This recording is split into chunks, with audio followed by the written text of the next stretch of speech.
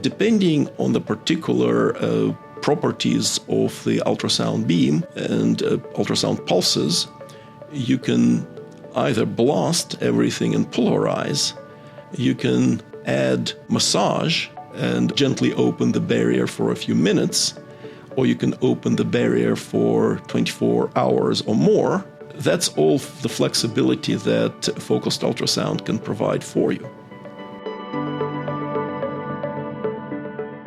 Welcome to Curing with Sound, a podcast presented by the Focused Ultrasound Foundation. I'm your host, Dave Hendrick. Today, we dive into the fascinating world of microbubbles with Sasha Klibanov, an associate professor in the Division of Cardiovascular Medicine at the University of Virginia.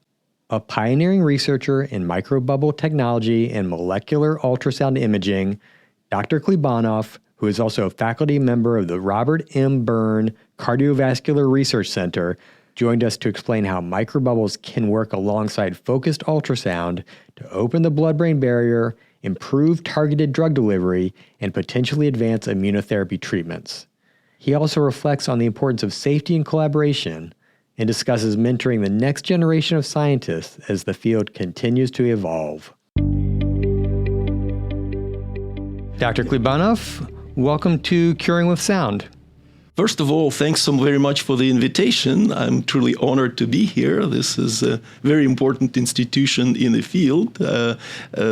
Without the help of the FUS Foundation, this area of research and clinical translation would not be as far ahead as it is now, in my opinion.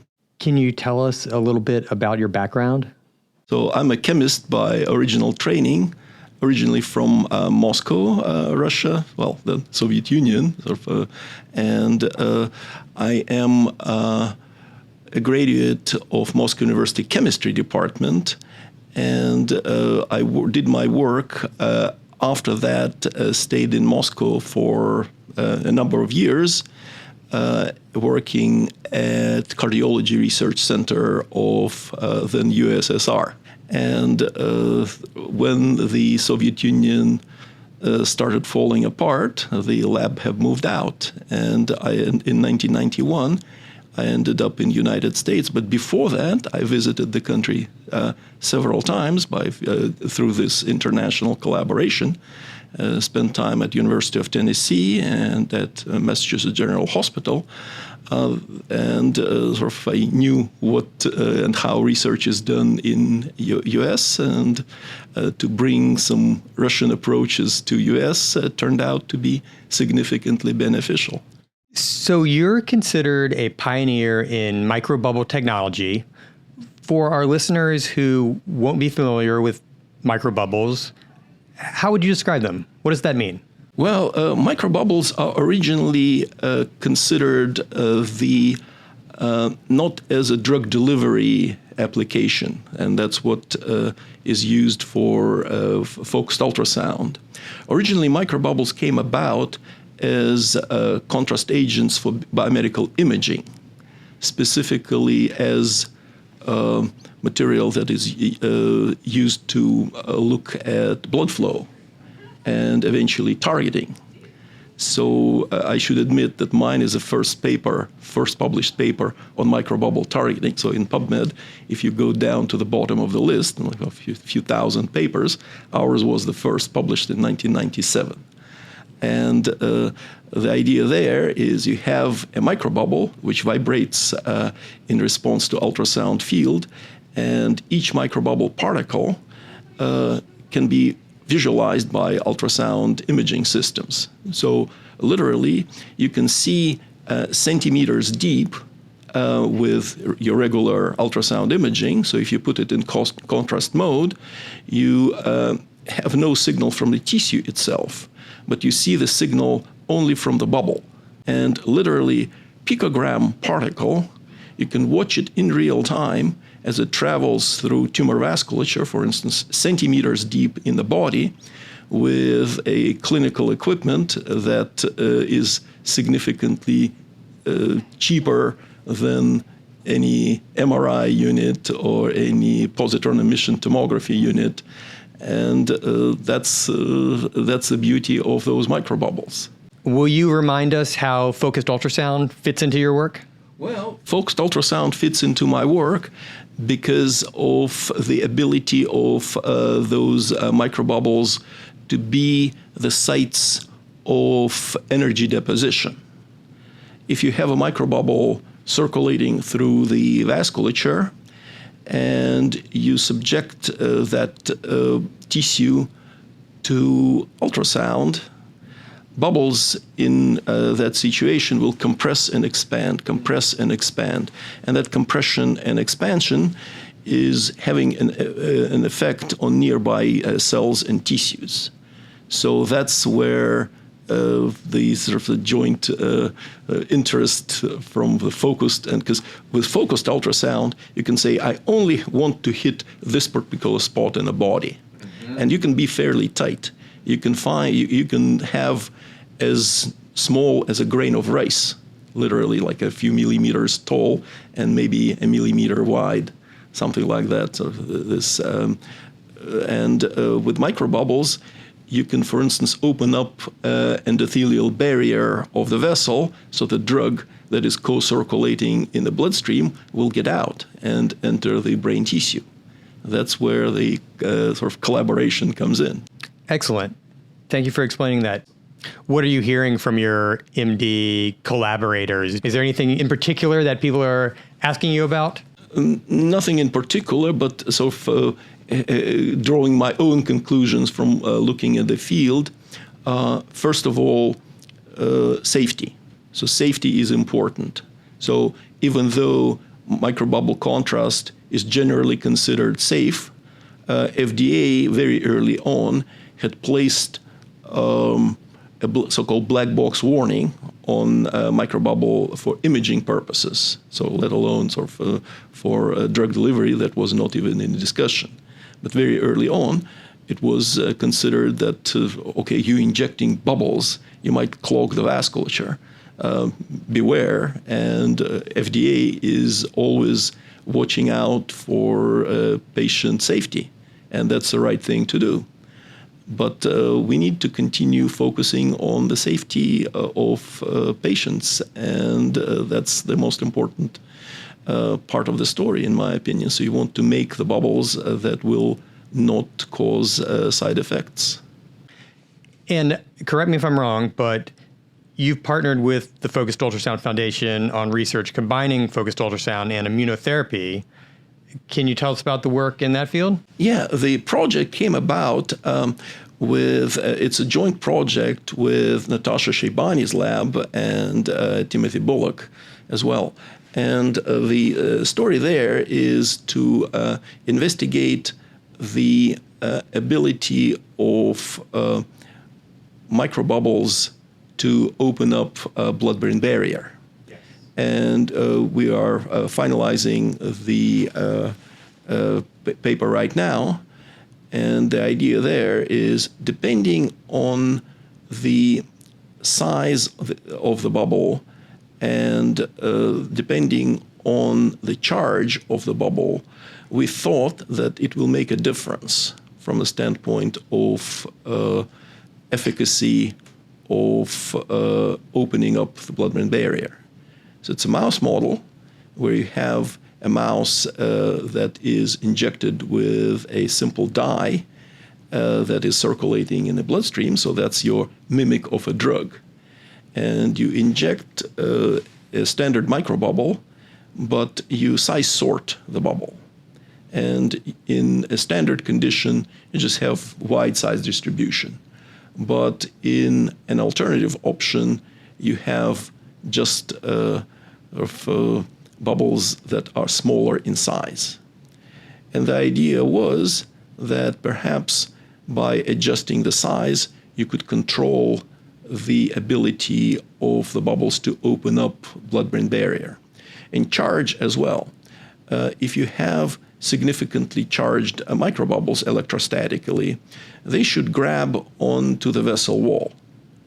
Whether it will make a difference or not was also something that you want to study. And turns out that the bubbles of a larger size are more efficient indeed, but the safety comes to mind. And if the bubbles are not side-sorted, there is a substantial undesirable bioeffects, such as mice no longer continue. Sure. And that is sort of something to worry about. And that's the mechanism of that is not yet clear. That's where the safety concern that needs to be evaluated and looked at comes to mind. Absolutely. How would you describe the focused ultrasound research ecosystem at UVA, of which you are obviously a large part? All I can say is we're blessed. So unlike some other universities that I have seen, UVA is a highly collaborative effort, and this is great to see. So this is as good as it gets. Very good. How would you describe your most exciting collaboration, or what are you most excited about working on right now? Lately, I've been working significantly more with undergraduate students. And that's what is most exciting these days, where somebody comes to the lab not knowing how to do things, but after a couple of years, again, have to work together, hands-on, they become scientists. For someone hearing about microbubble technology for the first time, what would you like them to take away from the issue or the conversation? Well, both as a contrast agent, as an enhancer of drug delivery and energy deposition from the focused ultrasound, microbubbles are unique in terms of the need for a low dose. So you can get by with very small amount of material. So safety is good as compared with some other things. For instance, some people work with radioisotopes and contrast agents based on ionizing radiation, such as radioisotopes, are okay, but might give you cancer 30 years later if the dose of ionizing radiation is significant. And microbubbles don't have this sort of a problem. The amount of safety worries is immediate safety worries are significantly less than in other imaging modalities, and long-term issues don't exist. So that dosing precision is a big one. The dosing of the bubbles depends on several things. Okay. So you have to control the concentration of the bubble in the bloodstream, which you can infuse. The beauty of microbubble is you can watch by ultrasound where it is. So in many instances, people use MRI as the guiding tool to do focused ultrasound. But ultrasound imaging should not be underestimated, because that gives you faster access time. You can get, with modern ultrasound systems for imaging, you can get thousands and maybe 10,000 frames per second, real time. And in MRI, it is significantly, many orders of magnitude slower than that. So you know what you're injecting, and you know how much of the material is there at any given time. Mm-hmm. How have you seen your field change in the decades you've been in it? What is happening now that you could never have anticipated working in a lab in the USSR in 1991? In 1991, I didn't know much about ultrasound altogether. So we could do ultrasound imaging. Actually, it's an interesting story in itself. The Soviet Union had a space station. And one of the cosmonauts who spent, 6 months or something like that on the space station, happened to be a cardiologist working in the same institution, sort of cardiology research center in Moscow. And so after he came back, the rumor was that he actually had an ultrasound imaging system on board. And they came to us in 1980-something, and they said, you guys are making liposomes.